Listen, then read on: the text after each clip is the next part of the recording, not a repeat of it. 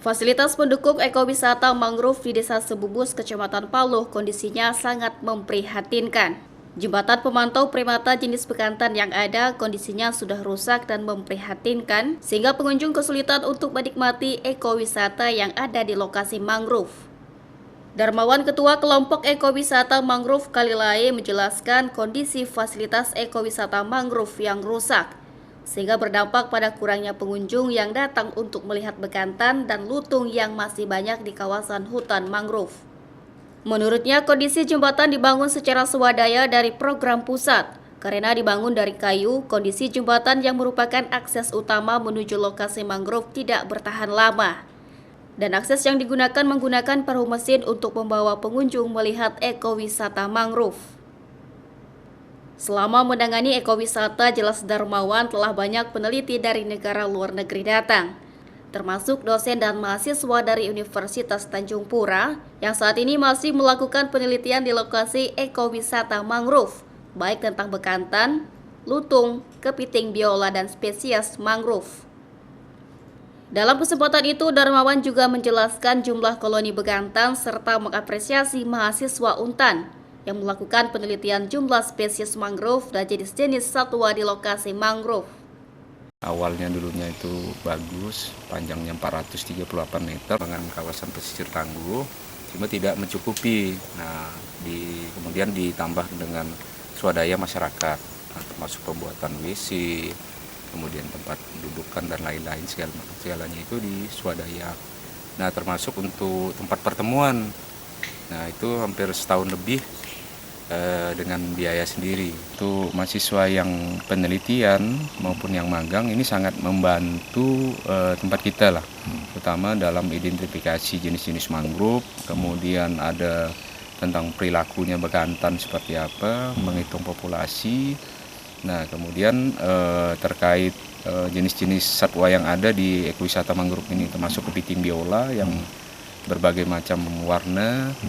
Nah, termasuk juga tentang mengenal untuk pengolahan mangrove. Nah, ini yang terakhir kita coba adalah sabun mangrove dari buah nyiri.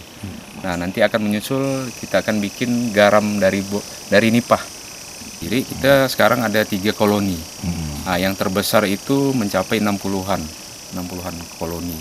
Nah, dengan kita melihat dari jumlah anakan yang setiap tahun makin bertambah. Nah, kalau yang 2 koloninya ini pecahan baru. Jadi dia sekitar 10-an ekor sampai belasan ekor dalam koloni yang baru. Nurul, mahasiswa MIPA Universitas Tanjung Pura, menjelaskan hasil penelitian kelompoknya dalam seminggu terakhir terhadap tanaman dan satwa yang hidup di mangrove dan akan dibandingkan dengan jurnal lainnya. Dalam kesempatan itu, Nurul menjelaskan kesulitan yang dihadapi selama melakukan penelitian serta sempat terjadinya jembatan yang ambruk saat melakukan proses penelitian, sehingga ia berharap ekowisata mangrove ini mendapat perhatian pemerintah daerah. Kami di sini melakukan pengamatan, saya sendiri pengamatan tentang lutung, dan ada teman saya tentang kepiting biola, dan kami di sini sudah hampir 1 minggu. Dan yang kami dapat alhamdulillah sudah banyak, seperti mangrove sudah mendapatkan 11 spesies. Dan untuk kepiting biola sudah mendapatkan berbagai warna. Penelitian ini nanti akan dipresentasikan di kampus, dipresentasikan terus dibandingkan dengan jurnal-jurnal yang sudah ada, penelitian yang sudah ada. Karena kemarin sempat kejadian jembatan ambruk pas lewat, jembatan ambruk. Mahasiswa lainnya, Kaisya, menjelaskan berbagai hambatan yang dialaminya saat meneliti satwa di lingkungan mangrove, khususnya kepiting yang menjadi objek penelitian. Hal ini dikarenakan banyak fasilitas infrastruktur utama ekowisata mangrove yang rusak. Kesulitannya kalau ngambil kepiting kayak gini, substratnya kan lumpur, jadi tuh susah. Dan kepiting ini kan cepat, jalannya cepat, jadi kayak susah ngambil sampelnya.